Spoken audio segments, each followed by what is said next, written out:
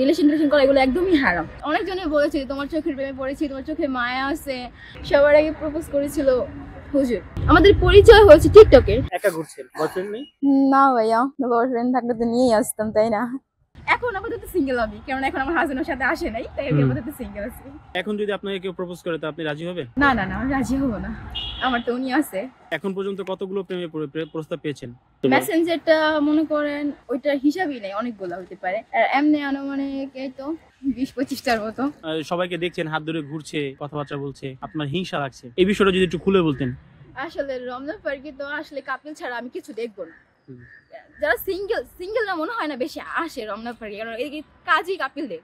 হ্যাঁ, তো এই যে ওইখানে এখানে হাত ধরে ঘোরাঘুরি চলতেছে, এত বড় বড় ফুলগুলো দিচ্ছে, ও আবার প্রপোজও করতেছে টিকটক। আই কি মানে এগুলো দেখে তো নিজের কাছে খারাপ লাগে যে আমার তো আছে, কিন্তু এই যে নিয়ে আসতে পারলাম না, দেন সে আসতে চাইল না, লজ্জা পাচ্ছে, যেহেতু হুজুর লজ্জা তো পাবেই।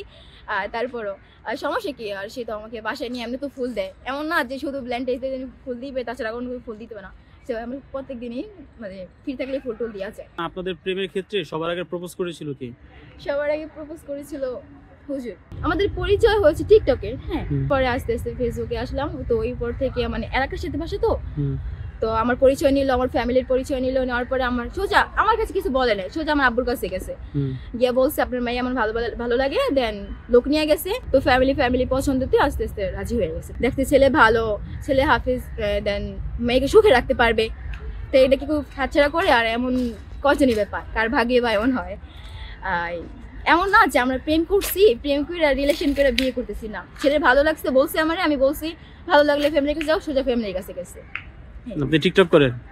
অনেক এই যে যারা টিকটক করে এদেরকে তো অনেকে অনেক ধরনের অনেক চোখে দেখে। তা আপনি আজকে যে টিকটক করছেন, এখানে ঘুরতে আসছেন বান্ধবীদের সাথে, আপনার যেই ভালোবাসা মানুষটা আছে তিনি কিছু বলবেন আপনাকে? হ্যাঁ, উনি তো বলছে আসতে না, উনি একদমই না করছে। তারপরে অনেক জোর জবরদস্তি কইরা আমি রমনায় আসছি। আমি বলছি বই মেলাতে যাবো, ঠিক আছে। তারপরে জানে না যে আমি রমনাতে আসছি, তারপরে আমার জানাইতে হইব, না জানাইলে আবার কি নাকি ভাববে যে পিকনিক তুলছি, এগুলো দেখবে না।